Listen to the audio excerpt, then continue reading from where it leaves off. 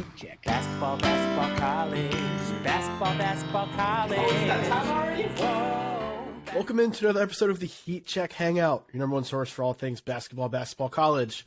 I'm your host, Brian Ralph. Joined as always, my co-hosts, Connor Hope and Riley Davis. We are here to bring you, I think it was our most popular episode last year, or at least our most popular non-NCAA tournament episode last year. We're doing our Final Four draft. Doing it a little bit differently this year. I will lay out the rules. The core of it is the same as it was last year. We are going to pick teams that we think will make the Final Four. You get a point if your team makes the Final Four. You get another point if they make a championship game. You get another point if they win the national championship. Connor, do you know who won last year? I think you won because I think you picked. I did. You win. picked I picked Kansas and I won. I think you picked Kansas and I picked another Final Four team, and Kansas ended up winning. So I just wanted to hear you say I won. So we're going to go through that process again. We're going to tweak it a little bit. Obviously, we're adding Riley in. We're still going to go 10 picks apiece, but I don't think there are 30 teams that have a realistic chance to win the national championship this year. So we're going to go 7 picks in terms of national champions. That'll give us to 21. We're going to do another selection of 2 selections of Cinderella picks. Teams from traditional one-bid leagues that we think can win a game, at least a game, in the NCAA tournament. We will be awarded a point for each win they get in the NCAA tournament. There will also be another selection of teams that are in that middle ground, the not-so-mid-major conferences, but not power conferences either. Talking about the A10, American, Mountain West, WCC. There'll be a pick of those in there as well. We will get a point for each of their victories as well. So, are you guys ready? Oh, Yep. I'm ready. Also, Now, Brian, I gotta say, I think this is the Yes. first time that the three of us have been together since like pre-Christmas. So Some are are saying, streets are saying the boys are back in town. So It's I'm excited been a to minute. I'm excited to hang out with both of you today, and let's get to some drafting. But were you gonna say something? Did you have anything else in your intro? No, I was just going to say the draft order has not yet been determined. I have a random number generator Live on the air. up on my other screen. We're going to just do a snake draft. So we go, if you have the last pick in the first round, first pick in the second round, do that all the way through. I'll just go in the order on my screen. So I'll be number 1, Riley will be number 2, Connor will be number 3. We'll go from there. First pick is me. That's cap. Yep. I'm just playing. No, you take the first pick. I have to pick Houston.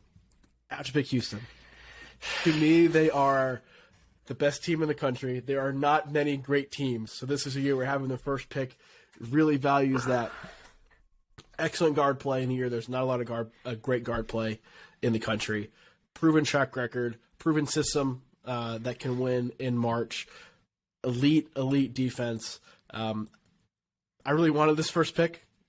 I was not expecting to get it because I think Houston is the clear top choice for me. I think there is a bit of a gap between them and everybody else in terms of safety in this regard. I don't know if Houston is going to make the Final Four or win the national championship, but I do trust them, I think, more than anybody else to make the second weekend because of that defense, because of that guard play. So because of that, I'm taking Houston number 1. Any qualms there? no. I mean, they were my preseason national championship pick. They're my current national championship pick. So I mean, I would have gone with Houston number 1 as well. But I like the pick. Yeah, I have changed my preseason pick from UNC. Sorry, Riley. It's okay. I think to 4-1 out. Houston. Before the season, I said I thought Houston was the safest bet to make the Final Four. Still feel that way. Feel even stronger about that now, even. So I'm happy with that selection. Connor, you were second. I'm going to go with the team that I think has the highest ceiling in the country. Oh, no. They, in my opinion, in all but one game, have the best player on the floor in the games that they play. They're losing in the first weekend or they're winning it all. I'm going with Alabama. Roll Tide. That would have been if I had the first pick. I wasn't going to say this because I didn't know if I'd pick next. I didn't want to get my pick stolen. I would have taken Alabama number 1. I'm enamored with so much of that roster, from like the guard depth with Mark Sears, with Jaden Bradley, with Mamari Burnett coming back healthy. I love Noah Gurley, him being a South Carolina kid. Brian, your neck of the woods. And that's even before you mentioned Brandon Miller, who Connor already touched on. So well played, Connor. Good pick. I am bummed I did not get to take the Tide. How do you stack up Alabama and Houston? Because I think we're at a point now where we can say those are the two best teams in the country, or at least the teams that have been playing the best of late. So before we dive a little bit further, I want to dig into the difference between those two. Because I look at it as, I do agree, Connor. I think Bama probably has the most upside, because when they're hitting threes and getting up and down the court with that versatility and the length that they have, they're dangerous. And we saw them beat Houston at Houston earlier this year, right? But Houston is that kind of steady Eddie. You know what you're going to get from them. You know you're going to get a consistent high level of play. If Bama can limit turnovers, they're going to be fine and make the Final Four. But that's been the big bugaboo for them, at least so far this season. Even with the turnovers, they failed to hit 75 points 3 times this year. The win over Houston, the loss to UConn, and the win over South Alabama. Every other game, they've hit 75 or more. I understand the turnovers hurt their offensive efficiency in the metrics, but they had like 25 turnovers against Gonzaga and still put up 90. They had a ton of turnovers against some other teams, still put up 80, right? So you can turn them over. They have a great defense. They play at a pretty fast pace. I think 3rd or 4th in the country right now in tempo. They just run over teams. And we saw that in the game against LSU, right? I mean, they looked unstoppable. And even in the game against Gonzaga, and I said this on a past episode, Brian, and I don't know if you were on it for the SEC in that one. I think it was just Riley, but I said I actually gained more respect for Alabama when they lost to Gonzaga, and the way Brandon Miller was able to like almost put the team on his back and in a triple-digit scoring win. Like, that was how good he looked. And when it comes to the tournament, I mean, there are going to be games, probably 2 or 3 in the tournament, where it might even be relatively close, but Alabama has Brandon Miller and the other team just won't. So I like them to make the Final Four. I like this to be the year where threes and layups finally pays off for Alabama. But their defense is one of the best in the country too. So, not as good as Houston's, but right there with them. We've talked a lot this season about Kemba candidates for the season, because there's not a lot of elite teams at the top of the country. Who's to say it can't be Brandon Miller from what he's done so far? Like, we think about it as it being this smaller point guard, because that's who Kemba was. But Brandon Miller has shown, I think, the ability to take over games and high-level games more consistently than anybody in the country so far this season. It would not surprise me if he took over and led Bama on a little bit of a run. And as you mentioned, Connor, if they struggled a bit in a game, he's somebody who could bail them out and carry them and kind of take them past that point. So I think that's a very worthy number 2, which we've left Riley now with without that for third I think pick. there's a clear top 3 though, so Riley gets the third one. I think that's fair. So I wonder if you're going to agree with it. Who you're going with? I'm taking UCLA. Would that be who you were going to say is the clear top 3, Connor? Or no, I was hoping they would slip though. Oh wow, yeah. I'm taking UCLA with confidence because, well, for one, you got the Final Four pedigree of Mick Cronin, been there before. You got the veteran point guard and Tiger Campbell. I know he's only shot 34% through conference play so far, but I think he'll get it together eventually. But really, a big reason. I mean, of course, you got Jaime Jaquez as well, who's sort of your go-to guy late in the shot clock. But even as I was thinking about this, sort of that X factor is Jalen Clark, who's been that for them all year. And I think his defense is especially. I mean, he's so good at just playing with purpose, like whether it's a double team or stunting for steals.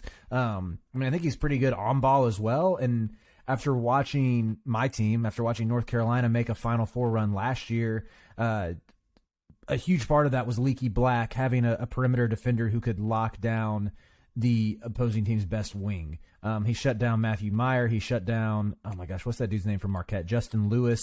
He shut down, who else did he guard? I'm trying to remember. He kind of switched in the Duke game between like guarded Paulo some, guarded Trevor Keel some, like did a little bit of everything. But just seeing like what a boost that can be. Oh, he guarded Jaquez in the UCLA game and contained him pretty well too. So seeing like having a game-changing defender like that, not to mention UCLA currently ranks 4th in adjusted defensive efficiency. That's why I would bet on the Bruins right now. I feel pretty confident in them. Okay. Well, with it being Snake, you have the 4th pick as well, first pick and second round. So you're still on the board. Pressure. All right, I'm going to rock with Kansas. I'm a little bit scared just because it seems like the reigning champs, they never make it past the first weekend. It seems like every year they lose in that second round game. But this Kansas team, again, I love the defense with what they can do with Kevin McCullough. I know, Brian, I know you're big on KJ Adams this year. That was a discussion in one of our group chats. But he's someone who, you know, I think you said that you could see him being having an All-American buzz next year, and I'm not ready to quite get on that train, but I think what he does defensively is so important, and it just feels like he does all the little things that it's cliche, but the stuff that's not in the box score, but he just makes smart plays. I love how versatile he is, like kind of on both ends. And then Wani Harris, been there before. I mean, who did Kansas? Oh, you saw what he did against Marquise Noel. Like, completely took him out of rhythm. Again, having a defender like DeJuan Harris who is just going to give guards fits and do enough on the other end that, yeah, I like Kansas to buck the trend of reigning champs losing in the first weekend and maybe making another little run. All right. Kansas Connor, was going to back to be you. my clear top 3. Okay. So okay. They were not in my clear top 3, so we had all 3 different clear top 3s. Wow. I just think I understand they lost an overtime game at K-State, but close games, Bill Self wins. Mm-hmm. Kansas looks every bit the part of a Final Four team. I agree with them. I think I'm gonna let you take the team in your clear top 3. I'm not going for a Final Four swing. I'm swinging for the national championship. This might be a little controversial, but I do think this team still has national championship ceilings. Oh, baby. That's the Arizona Wildcats. Oh. I think that front court, that back court, when it's firing all cylinders, again, when it's firing on all cylinders, they can do it. They can do it. And I think we've seen that from them. I just think, again, this is a team that's inconsistent. Mm-hmm. Both teams I picked, Alabama, Arizona. Alabama, I trust more. Arizona is what Alabama was last year, where I could see them losing in the first round. I could see them winning it all. They have the style of play that works in the tournament. They have players that have been there, won critical games in the tournament. As long as you don't have Kerr Kriisa ruining the game for you at the point guard position, I like this Arizona team to play well.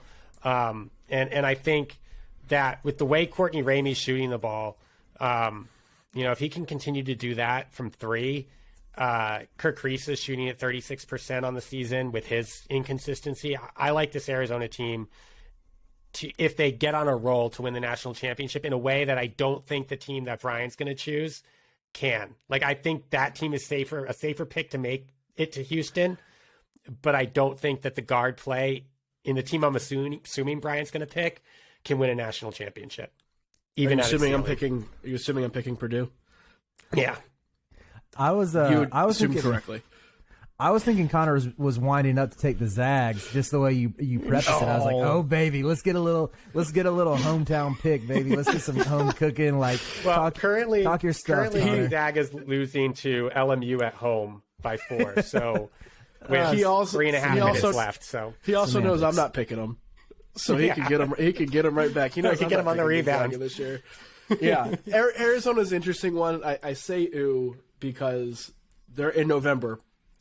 They were awesome, right? They were a clear top 5 team, looked the part. Their guards looked like they had answered all the questions we had preseason about them.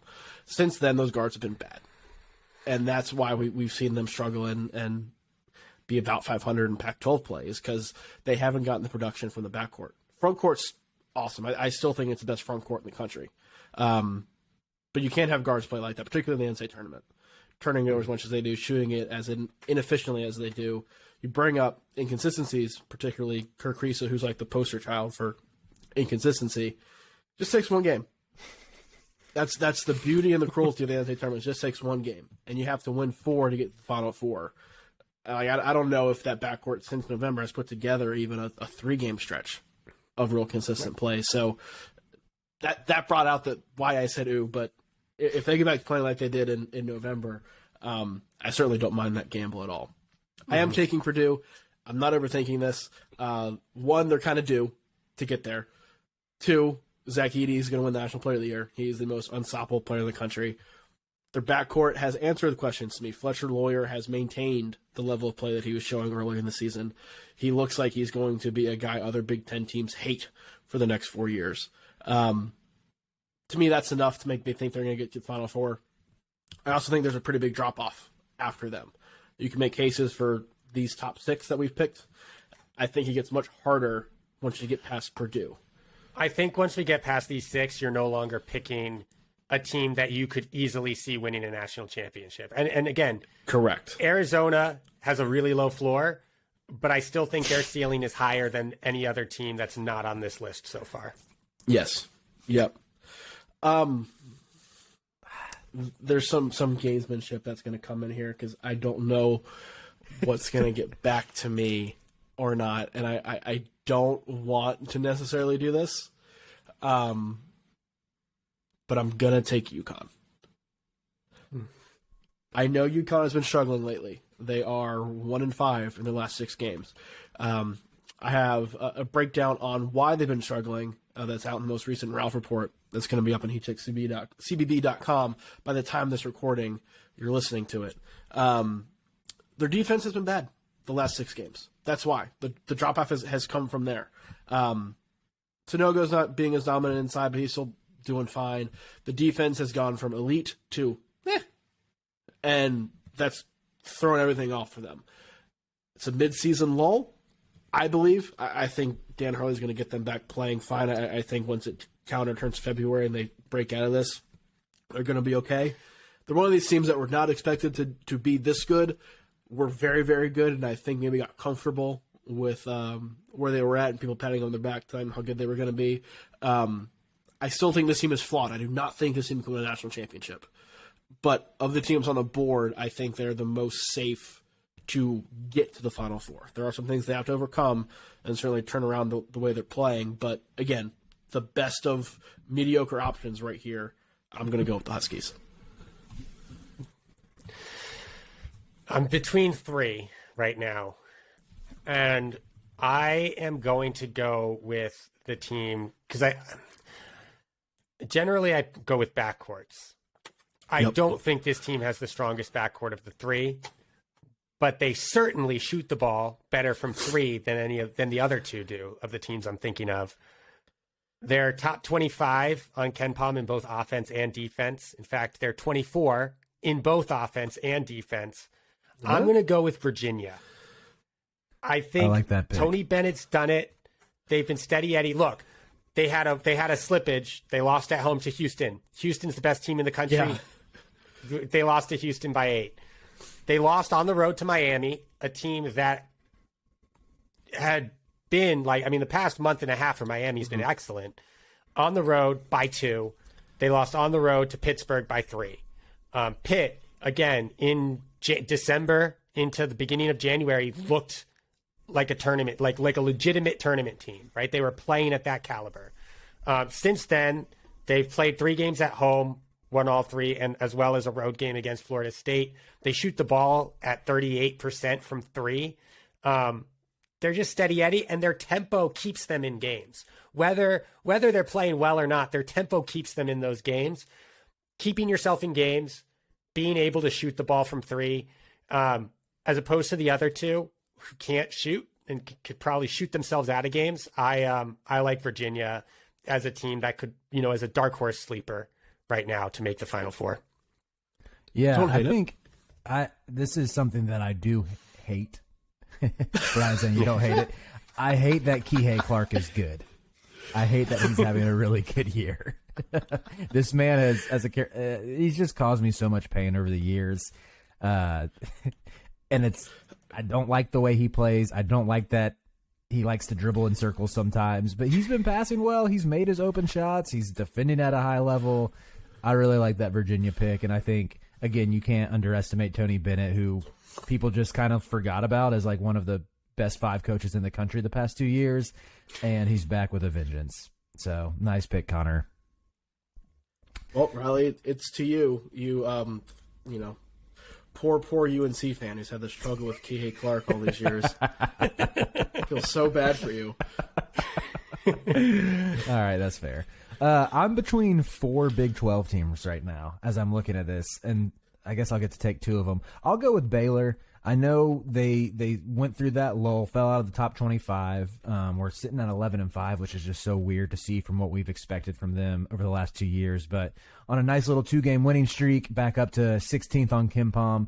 And with Baylor, I'm picking them pretty much because of Keontae George. Second best offense in the country right now. And Keontae George has been on a tear during conference play. And by the way, they have 2 other guys in Adam Flagler and LJ Cryer. I think, is Cryer still battling some injuries? He's in and out of the lineup, I think, if I remember correctly. But hopefully he can get healthy. And that combined with, Jalen Bridges has been playing a little bit better recently. And I want to say, I have it pulled up right now. They're 103 on defense on KenPom right now, which is wild. But I'm banking on Scott Drew figuring something out on that end between now and when the tournament comes. I still think this Baylor team has an exceptionally high ceiling with a bona fide pro lottery pick who should only keep ascending. And granted, there's always going to be some volatility with those freshman guards, even the one-and-done types, to where, a 2 for 10 from 3 night from that could be in his future, but I'm banking on the upside there. I'm taking Baylor. Who's your other Big 12 team? The next one I'm going to take? Well, do you have any thoughts on Baylor? Anything you would add to that? Keontae George is an excellent Kemba candidate, as we talked about. He is, I think, with Nick Smith's injury, to me, Keontae George is the best NBA-level guard in the country right now, particularly from an offensive perspective. He's a little bit inconsistent defensively, but is taking major strides on that end. He's become more of a playmaker than I think he gets credit for. He's awesome. And you put a star like that with 2 more months of growth in Baylor's system, once everybody is healthy, I didn't know if they'd make it back to me or not. They were the team I was kind of like, I don't know if I go with them or UConn. But yeah, I really like that pick, particularly because of George. Mm-hmm. And for the record, LJ Cryer played 30 minutes against Texas Tech and 35 minutes against Oklahoma State. So we're good on the Cryer front. I just had to make sure I wasn't missing something because I remember hearing something about an injury. But okay, so second Big 12 team I'm going to take. I'm rolling with the Iowa State Cyclones. I'm rolling with Otts. No. Come on. What's your problem? What's your problem with the Clones? They're going to run into a team that's hot. But they're really freaking good at defense. But it's really difficult to defend the 3 and defend the 3. What, 60% of defending the 3 is either preventing threes or luck? But they just went into Allen Fieldhouse and should have won that game. And their offense is not nearly as bad as you think they are. Their offense is kind of good. 74th in KenPom. They're kind of good. Hear me out on this. They share the ball really well. That game against Kansas, that ball was popping. They're top 30 in assist rate.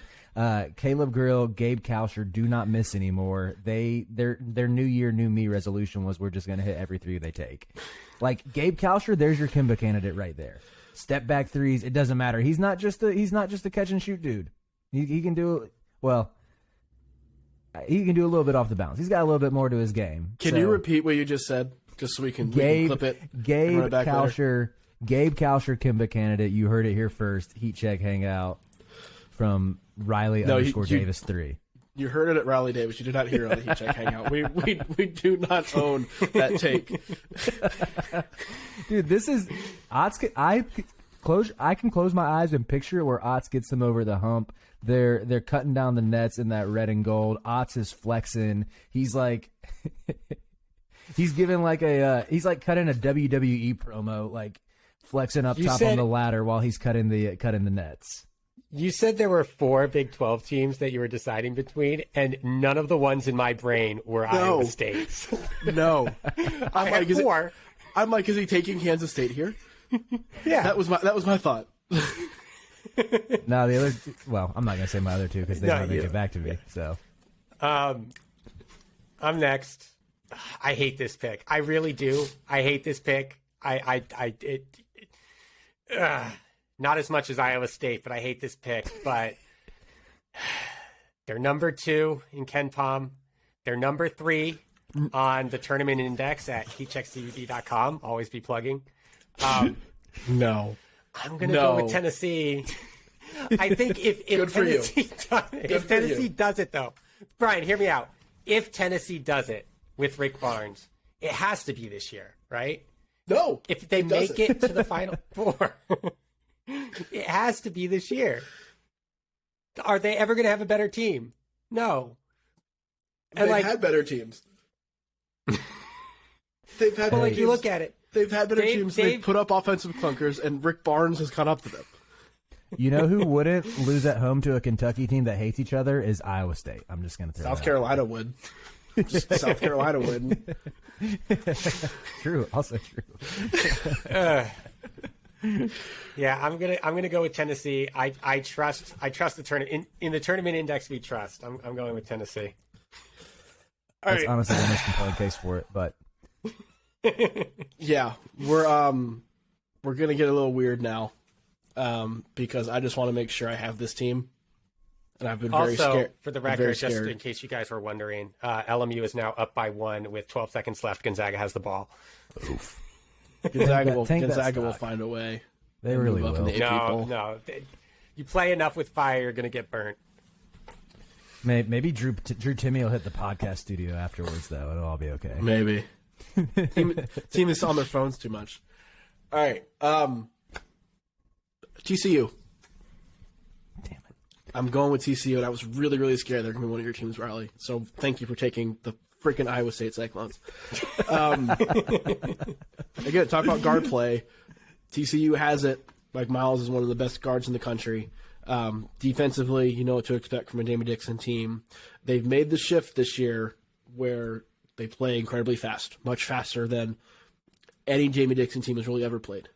It's a bit of a different identity, and it's working for this team. And they need to because they can't shoot. And I don't think that's like coming at some point. That's a weakness they have. But playing fast, being able to utilize their athleticism in transition, and the amount of ball handlers they have, they play about 4 ball handlers on the court at a time.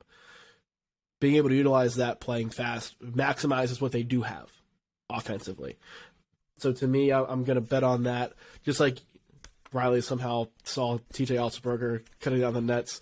I just see the TV packages of Jamie Dixon's redemption story getting to his Final Four at his alma mater. Like I see that. Plus, I think as many Texas teams as we can throw into the Houston Final Four as possible would be fun. Like we saw TCU Houston play each other. Good underlying storyline. So I'm going to go ahead and pick this 5th. I am doing this on a hope and a prayer because I doubt they're going to get back to me. Riley, give me the MF and Tar Heels. I wanted UNC. I was hoping I could get them later than that. I was hoping y'all are all out on the stock on the Tar Heels, but I have no reason for this other than they were there last year and they had not turned it on until about a month from now. At this point last year, we've seen what they can do. They've only lost 2 games since they had that awful 5-4 stretch. One of them was that game against Pitt, which was kind of weird, and the other one, which is the one people kind of wrote them off on, was at Virginia without Armando Bacot and Pete Nance. And somehow that was like a huge negative for this team. Like, they have not looked as good as they have last year, but they're still doing what they should be doing, at least as of recently. I think we could see the February 4th game against Duke being that like, oh yeah, okay, maybe they're here now kind of game. Mm-hmm. And at this point in the 5th round, I'm going to get value just from them being like, this is the only team here that's been there and done that. So let me get the Heels. No, I feel you on that, man. We're not getting blue blood treatment. It is what it is. The mainstream media won't talk about us like they do the typical blue blood and give us the benefit of the doubt. It is what it is. Bring out your little guitar or your little violin. Can I just say, some pity music. Armando Bacot is playing better than he played last year, and he has a sprained shoulder and an ankle that's not healthy. And RJ Davis, his offensive rating right now in ACC play is 125, shooting 37% from three, third highest true shooting percentage, third highest effective field goal percentage in league play, and he's like a 5'11" guard. RJ is my height, so yes, hey, I like the pick. I'm back in on my heels. I'm feeling a little spicy. Good. You pick, got Ralph. You got those two. Caleb Love's missing a lot of shots. They got to start going down soon. Just law averages. Getting it out of the system. Mm-hmm. Yep. Getting him out. I like getting it out of his system. The makes are coming, and the makes are going to be there at the right time. We'll go with that. Connor, it's back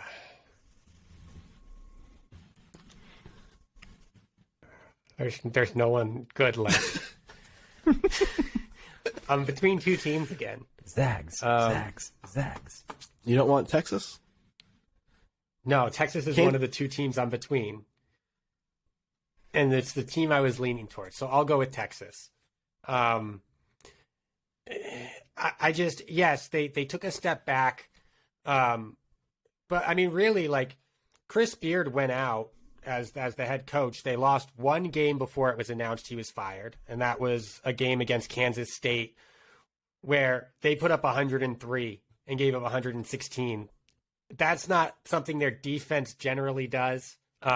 So, that game I look as more of a fluke than anything else. They beat TCU. They put up the dud offensively against Iowa State.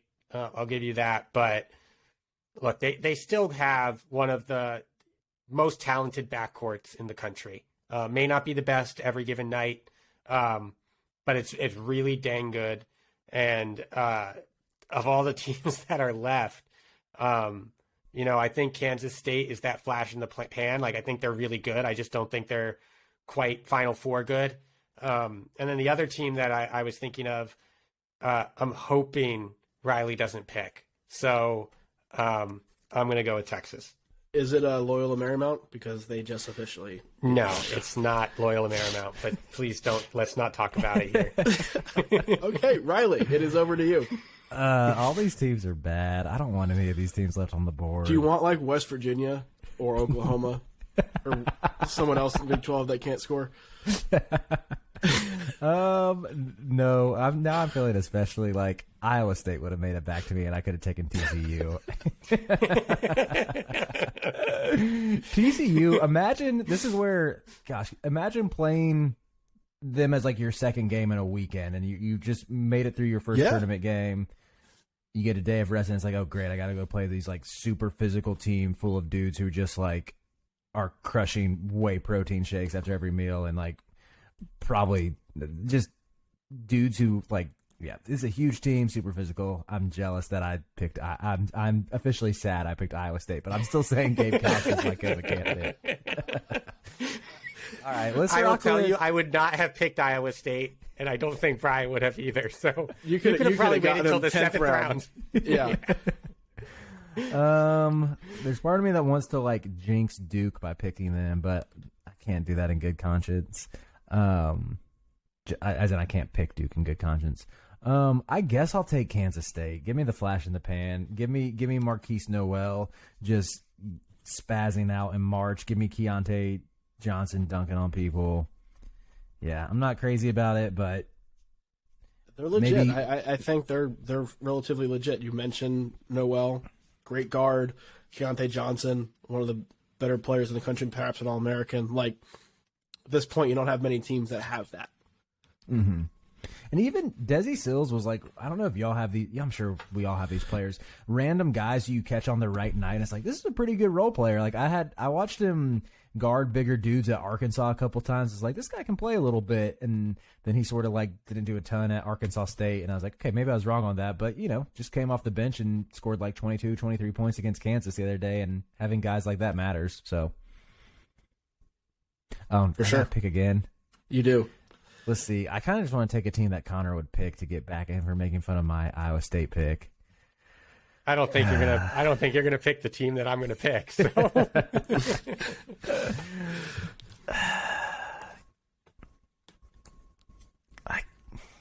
I guess I'll go with Gonzaga.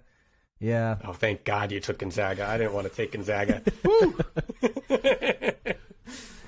I just All right, well, that ended a streak of 4 straight Big 12 teams that Riley took. Well, no, UNC is not a Big 12. Oh, that Riley took. That was- I didn't yeah. realize No, that He was just me. picked I Big took 12. KU, Baylor, Iowa State, and K-State all in a row. Yeah, Not a bad bet. Does Gonzaga even really need to say much? They got Drew Timme and Mark Few. That's it. Gonzaga it's a good pick in that Gonzaga's as safe a bet as any team in the country to make the second weekend, and then they just have to win 2. Mm-hmm. Less so, I think they'll make the Final Four, and more so, I think they're probably still. I wouldn't put them in the top 10 to make the Final Four, but they're probably still in my top 10 to make the Sweet 16. So I like the pick. I wouldn't have had the fortitude to pick Gonzaga after they lost to LMU at home. Yeah, that's fair. Yeah. Which ended like every single one of their streaks. That gives Mark Few a chance to lay into them. Literally, they were undefeated since the net was introduced against quads 2 through 4. That's gone. Wow. They were like 92 straight games at home, or 93 straight games at home. That's gone. They were like 70 some odd straight games against unranked teams or something like that. That's gone. You are oddly composed right now, Connor. It's like, did EJ change your perspective on life or something? No, I've learned to adjust. I think Gonzaga is going to go out in the Sweet 16. So they lose. It's not, so. Well, now that they're off the board, who you got? I'm going to read out just a string of stats to you, and I'm going to let Brian slowly spiral out of control. This team back in 2020, 2021 in January lost 4 of 5 to start the month. In 2020, 2022, between the end of December and the beginning of January, they lost 5 of 6 You to bastard. begin January. Damn it. In 2023, they are currently on a 4-game losing streak. They've lost 5 of the last 6. I am taking a team that has done all that and made the last 2 Elite Eights.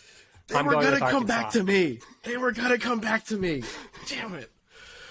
I think people are reading too much into, this. There's jokes. There are people who recognize that January Arkansas is one of the worst teams in the Power 5. But I think once February starts rolling around into March, Musselman gets this team on track.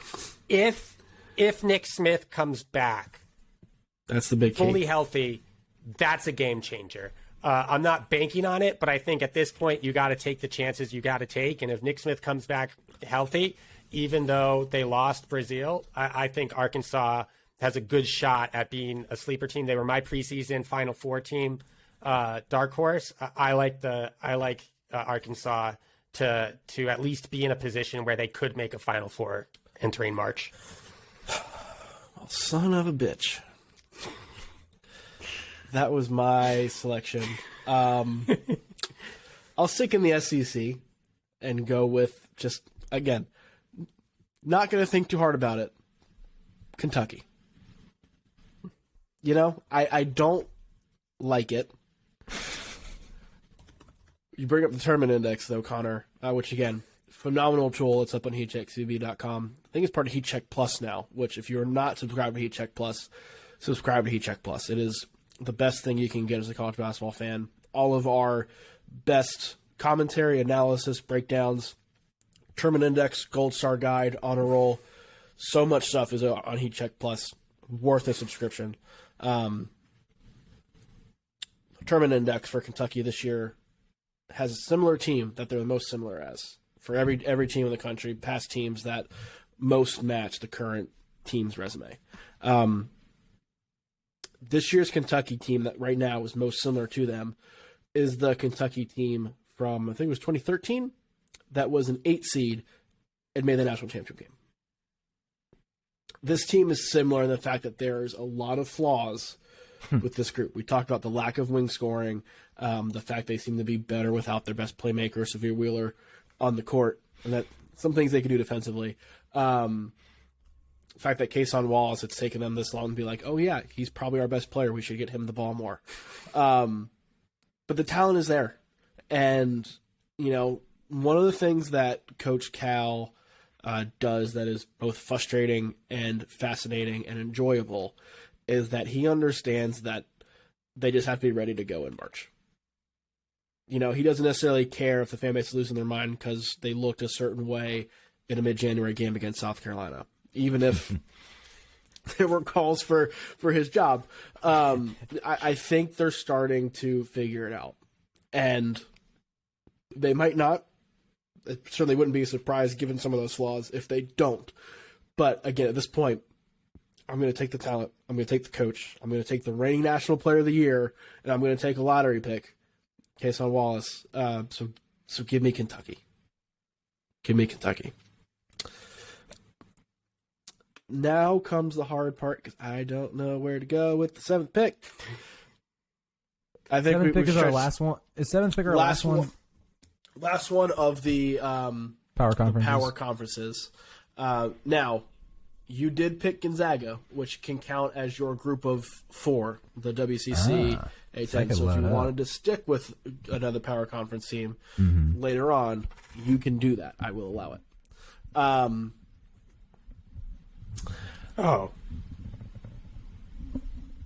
get ahead on my.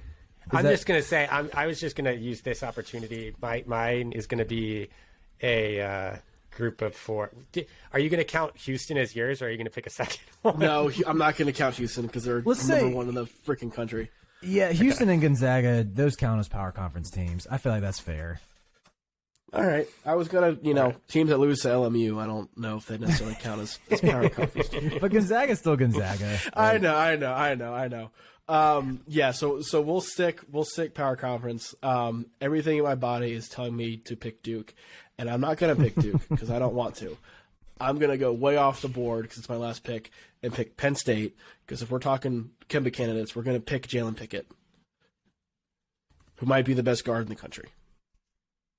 They shoot threes incredibly well. They have no big men, and sometimes it matters, sometimes it doesn't. If they get the right draw, they get hot, and Pickett plays the way he's played all season long, I could see some sort of weird magical run happening where the freaking Nittany Lions are in the Final Four. So, give me Penn State. Gosh, if Penn State makes the Final Four, I might. I don't even hate Penn State. I'm just like that. I might pick a new sport to cover. That's like not good for my agenda to have a middle tier Big Ten team in the Final Four. It's not even any hatred there. It's just like. It would be funny if Penn State's basketball team made the Final Four before the football team made the college football playoff. But I digress. Shoot. I'm in this position where if I don't pick Duke and they do go to the Final Four, we look like idiots. But I made a comment when we had Greg Waddell, G Wizzy on, or was it? No, it was Kai. I don't know. I've had conversations with both Greg and Kai when it came to futures. And my dark horse preseason, like dart throw Final Four team preseason. They were playing really well up until January. They've hit a rough patch, lost 2 road games, one worse than the other. But talk about Kemba candidates. I'm going to go with Isaiah Wong and the Miami Hurricanes. Good choice. I'm sticking with my gut. Arkansas was my Final Four team. Miami was my, if you want a dart throw, this is the team you should pick. I'm going to stick with it. I'm going to go with Miami. I should have picked Miami instead of Penn State. That was a good pick. I like that a lot, Connor. Yeah. So does that mean Riley's going to take Duke? I'm not taking Duke. Duke is not getting drafted. Shire's not getting to the Final Four in year 1. It's not happening. Hubert did? I think the difference, though. Hubert is the baby goat, and Shire is not. Like, it's that simple. Hubert has the Lord on his side. So with my last pick, I'm taking someone else who's looking to get to his first Final Four, and I'm rolling with Xavier. Sean Miller, baby. He's finally getting that elusive Final Four that he wasn't able to get at Arizona. Let's roll with it. We got Sule Boom, talk about a Kimba candidate. We got Colby Jones, who can heat up on any given night. You got Bigman and Jack Nungy, Zach Freeman are going to work that high-low. They share the ball exceptionally well. And, again, kind of like I said, who did I say will buy in defensively? Baylor. I'm going to say the same thing with Xavier, that Sean Miller gets him to play better defense going into the tournament.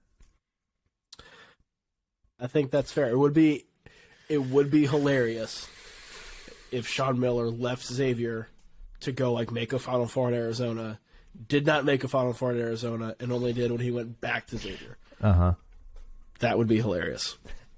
And I just think, I love hearing Sean Miller in interviews. I would, just because I think his voice is kind of funny. It sounds like this, but there's something about it that's kind of endearing. So I would be very into, the Sean Miller redemption tour throughout the week leading up to the Final Four. We keep talking about Kimba candidates a lot. Sorry, go ahead. I was just going to say, Sean Miller, he doesn't pronounce his H's. He would say Houston. We're in Houston with the Final Four. So, Houston. Yeah, Okay. What were you going to say there, Brian? I was going to bring up, because this is something else that's in the Ralph report. The reason why we're talking about Kimba candidates so much is that this season has been often compared to that 2010-2011 season when Kemba led UConn to the national championship. Last weekend, there were 11 ranked teams that lost on Saturday alone. It was the most ranked teams that lost in a single day in the AP poll era, tying a day in January in 2011. This is so far this season, it has the second most upsets where a team with less than 5% chance to win the game going into it actually won the game. Those are called major upsets or some statistical thing. Second most ever. First ever, 2010-2011 season. There is so many parallels between the chaos that happened that season and this season that is largely due to the fact that there are no great teams, which is why it was so hard after the top six to really nail down a consensus, and we all had different third teams that we had there. So I just want to bring some context to that as we're talking about Kimba candidates fairly often. That's why this season it seems primed for a guy to take over the NCAA tournament and do something similar to that. So now we're on to round 8. We're going to pick another group of 4 teams. So that's a team from the American, a team from the WCC, a team from the A10, a team from the Mountain West that you think will go far in the NCAA tournament. This is a little bit different. The top 7 get a point to make the Final Four. This tier, I think, we would get a point to make the Sweet 16 and further. Oh, that changes the way I view it. Or should we say second round? Because I want to add some tiers to this. No. I was thinking Final Four, so I was going in with a different twist. Got it. Yeah, I'm let's between go ahead. 2 teams. Okay. Let's say this tier you get a point to make the Sweet 16, and then the last tier, those Cinderellas, you get just a point per win. Mm-hmm. Okay. So Riley, wait, so this one, this is back to you. It's the snake. So you're leading us off in this round. and this is the group of four. Between, yeah, AAC. Yep. And I can only take one of these, right? And then I got to go True Cinderella. Correct. Yeah. Okay. So my head is saying take the St. Mary's Gales, throw some shrimp on the bobby, but my heart is saying Dayton, and I'm rolling with Dayton. They were robbed in 2020 of a Final Four run. They've been playing super well. Deron Holmes, Obi Toppin 2.0, except their game. Parallels are crazy. Let's rock with Dayton. Okay. I was hoping you would take St. Mary's because then it made my choice for me. Does it matter that Dayton is 3-6 against the top 3 quadrants? Probably, but we're here for the vibes and take your analytics Fair elsewhere. enough. Who do Fair I look enough. like? Evan Miyakawa to you? So that's my group of 4. So then I get a True Cinderella. Yep. So we'll we get 2 in the next 2 rounds. Yep. So Connor's going to go. Then we'll do. So Brian's going to get FAU because he's the first pick in the Cinderella round. But unless I like Charleston. Wait, but that's not snaking back to me. it's No, you were first just this picked round. So Xavier. Yeah. yeah. It resets. Gotcha. Yep. Okay. Yeah. So you picked Dayton. Oh man. Oh yeah, duh. Because I just had 2 picks in a row with Xavier and Dayton. My bad. Dang, making it to Sweet 16 makes me feel better about picking St. Mary's because I wasn't going to pick St. Mary's. I mean, if I was you gonna if go you want with- to take a Final Four team, like they would get 2 points because you'd get the Sweet 16 point and the Elite 8 point Oh, in the Final Four point. that's smart. That's smart. Yeah. Okay, then I feel better about tuning. I'm not gonna take a WCC team. I don't think a WCC team makes the Final Four. I think St. Mary's and Gonzaga both can make the Sweet 16. I'm gonna go with the team that I think has the best shot at the Final Four out of the teams in the Mountain West. And I think this because they shoot the ball well. They shoot around 37% from 3. They're currently on a pretty solid win streak with road wins over UNLV and Wyoming. They also have 2 other top 60 Ken Pom wins in the last 4 games against Utah State and Nevada. Marcus Shaver and Max Rice. Max Rice and Ogbo are shooting tremendously. Marcus Shaver can take over games when he wants to. I am going to go with Boise State. I think of all the group of 4 teams, they probably, in my mind, they have the defense. And when their offense is on, they have the best shot of any team in that group of 4, in my opinion, outside of Gonzaga and Houston, to make the Final Four. And yes, I am including San Diego State in that group of 4. We were so high on San Diego State coming in this season, and I am still pretty high on them. I need to see more from them offensively, though. Like, there's just no structure in place for anything to happen, and it's so frustrating because they should be really good on paper, and their defense is finally starting to play at the level we thought they were. Just not there. Because of that, I'm going to hate myself for this more than likely. I know who it's going to be. Who do you think it's going to be? Memphis? Yes. Kendrick Davis. Mm-hmm. Yeah. Kendrick Davis almost beat Alabama by himself. You talk about Kevin candidates, like, that's the guy to do it. We saw, too, last year, the first time that Memphis made the tournament under Penny Hardaway, that press and defense gives teams a lot of issues. And, again, one-game scenarios, you cause the team's issues for a half. That could be the difference in a Final Four run, a Sweet 16 run, or losing the first round, depending on how well you handle that. So, to me, having that wrinkle thrown in there, add in a guy like Kendrick Davis, I'm okay with that pick. I'm leaning them over San Diego State right now. So now, last 2 rounds, true Cinderellas. So these are traditional one-bid leagues who teams that we think can potentially win a game in the NCAA tournament. You will get a point if they win a game, and every game thereafter. So you don't get a point if they make the tournament, but you get a point if they win a game. It's kind of just luck of the draw there. So for me, having the first pick as it comes to here, I'm picking Florida Atlantic. As Connor said, Florida Atlantic is the team that I think a lot of people want Charleston to be. And I think Charleston is very good. I also think Charleston is limited in what they do. Florida Atlantic is much more legit, has more quality wins than Charleston does to this point. They're more proven. Conference USA, I think, will get them more ready for the NCAA tournament than the CAA will for Charleston. Charleston, to me, screams a team that loses in their conference tournament, probably to Towson, goes to the first 4, maybe wins the game, maybe not, and then doesn't get past the first round.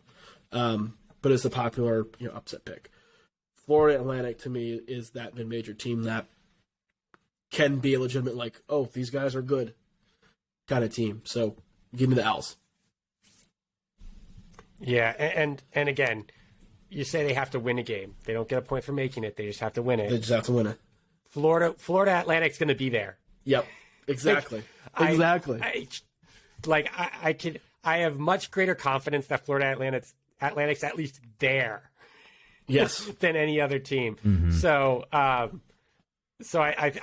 agree. I think that is an excellent pick. I was hoping you would have put me in a situation where I had to say no to Charleston. Say no to Charleston. because I don't want to say yes to Charleston. I'm going with a team that lost by 5 on the road against Houston and was really good. They ended up losing by, I think, 7 against Gonzaga on the road. One of the best defenses in the country. Don't shoot the ball well, but if their offense can do a 180 like St. Peter's did last year, like they're a really good team, really tough to beat. I'm going to go with the Golden Flashes of Kent State. I think Kent State would be my pick over Charleston to win a game in March. I like that pick a lot. That was who I was going to take. I was really hoping you would take Charleston and let Kent State fall into my lap. You didn't mention Sincere Carey, too. Kimba candidate. Yep. Mid-major. Sean Paul's version of a Kimba candidate. Yep. Man, I don't know who I want to pick with. I know who I want to take for sure with one of these. So I'm going to rock with Oral Roberts because I know that's one that I firmly believe is going to win their league and will be there. Again, Max Asmus. We got the dude who's already been before. a Kimba candidate. Right, exactly. Yep. So I'll take Oral Roberts with that first one. Second one, man, there's like 3 Sunbelt teams I could take, or I could just roll with Charleston. I'm between Marshall and Charleston because Marshall is very much a big vibes team with my guy Micah Handlogton, who's 7'1", like probably one of 3 7-footers in that league or something, and just a freak. And even looking back at I texted Ralph about this, looking back at his Almanac preview on Marshall, like per D'Antoni's rotation projection in the summer, he had Micah Handlogton as like his 11th man, which is just they wild. were not expecting him to play, really. And they better enjoy him this year because he'll probably be at a high major next year, would be my guess. But I'm going to go with Charleston, though. I won't overthink this too much. Really good team, and it's they'll be there. I think there's a bit of a maybe the casual fan would think that they're just a team that's going to get out there and jack threes, but they're also really good on the glass, which matters a ton in March to limit teams' possessions and to get those extra possessions. So I'll go with Pat Kelsey getting his first tournament win with CFC. Okay. Man, the correct answer is whoever wins the WAC. But no one knows who's going to win the WAC. Help me understand who can win the WAC.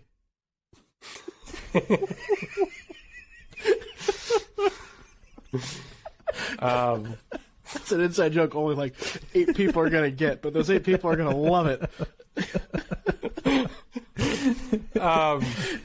Jeez, do I have... Yeah, I mean...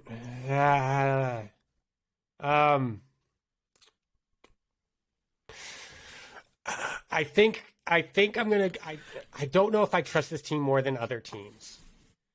But they have such a lead win-wise in their conference. They shoot, 39% from 3? They're 35%, but they're shooting 39% in the 7 games they've played in conference. So their 3-point shooting has gone up. They've won a ton in a row. I like the way they play. No, I'm not going to go with you. I'm not going to go with Eastern Washington. I was thinking about it, and I'm not going to do it. Jeez, there's no the 4 I would have taken have all been taken. I'm not going to go with a team from the Big West. You know what? This is just for the 3 of us. Again, I don't think anyone else is going to realize this. I'm going to go with Youngstown State. If they make the tournament, they shoot 40% from 3.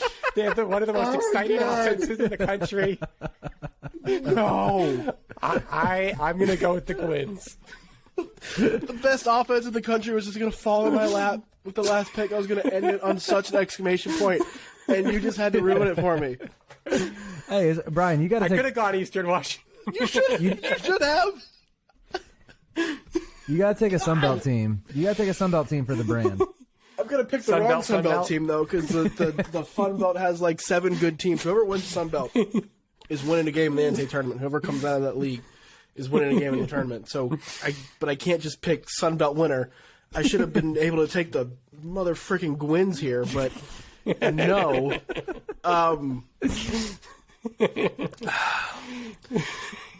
This is going to go against like the rankings and everything. This just goes back to preseason belief and what I've seen from them in some of the non-conference games and them at their best. But gives me James Madison. Sunbelt's got a lot of good teams. Riley already talked about Marshall. Louisiana has a lot of really good players and potential. Troy's playing at a high level. App can get there. Georgia State, I still think, can get there. I feel comfortable that whoever comes out of the Sunbelt is going to at least give whoever they play hell for like 35 minutes, if not win the game. James Madison, to me, was the nation's high-scoring team for a long while. I don't think they still are. But they put 5 guys on the court who can each score 20 a game. And that's tough to guard. So to me, if they get in a situation and they're like a 14 or a 15 seed against like a Xavier or a Tennessee, when Tennessee throws up one of those clunkers, to me that feels good. So I would go with JMU there, but just foreboding, whoever comes out of the Sun Belt to me would be the pick here. I just think it'll be James Madison. A 12-seed Sun Belt versus a 5-seed Illinois would be. Well, Sun Belt's not getting a 12, and Illinois is not getting a 5.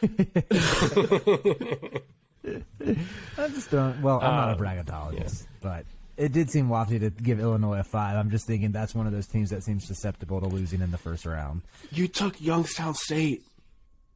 Yeah, I did take Youngstown State. I was trying to convince myself to go West and go with the Big Sky or the Big West for the brand, and I just couldn't. So I'm going with the Gwynns. I think we're all Gwynns fans here. We are all concerned. You don't think the Sun Belt champ can get a 12 seed? If it's Marshall. And Marshall. What happens elsewhere? I think best bet for the Sun Belt though is probably a 14 because I think Georgia State won the Sun Belt last year and got a 16. Oh right, got a 16 and got slotted with Gonzaga, right. which was weird. The Sun Belt doesn't get as much credit, or at least the past couple years has not gotten as much credit from the committee as they probably should have. Yeah. I like the JMU pick though. I mean they got a top 60 defense, and you look at their 3-point shooting splits between the non-con and conference. That's cold. I mean, it's stark. Yeah. And so if they can just start shooting like they were earlier on in the year, I think they have just as good a chance as any. And especially since they have to win their conference tournament. Mm-hmm. Right. Like if they have to get hot in March, and that heat could transfer into the tournament. So if they're there, that's almost going to be a blind upset pick for me. If they're there, for the reasons you mentioned.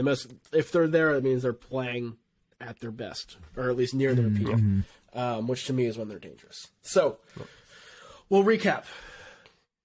Riley has UCLA, Kansas, Baylor, Iowa State, Kansas State, and Gonzaga as his top 7. Oh, and Xavier, as his top 7. Dayton is his group of 4 pick.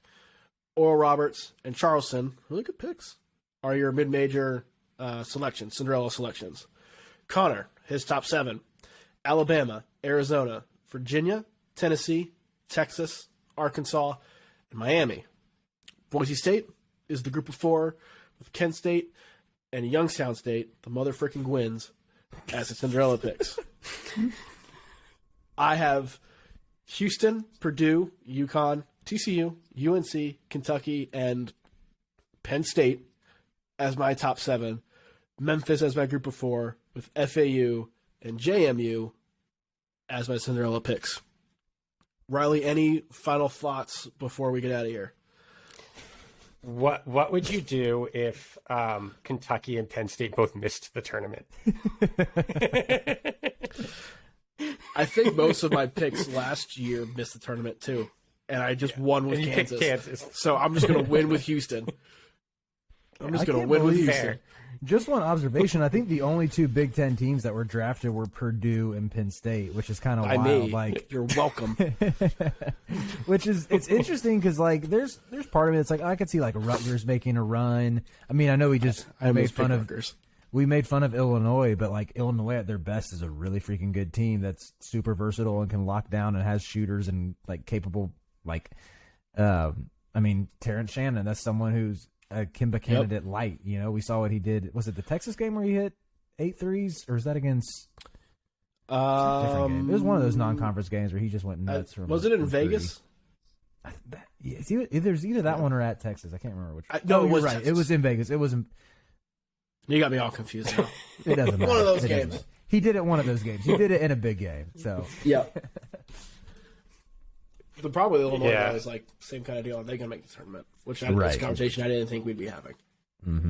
Yeah. I know what to expect from them. Yeah. Well, thank you guys for joining us, whether you're listening on your favorite podcast platform or watching us on YouTube.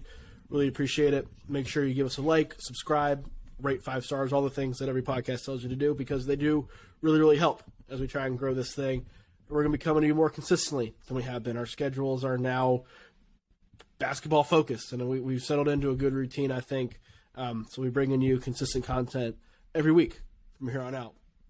My co-host Connor Hope and Riley Davis. I'm Brian Ralph. Thank you guys very much again for joining. We'll talk to you again next time.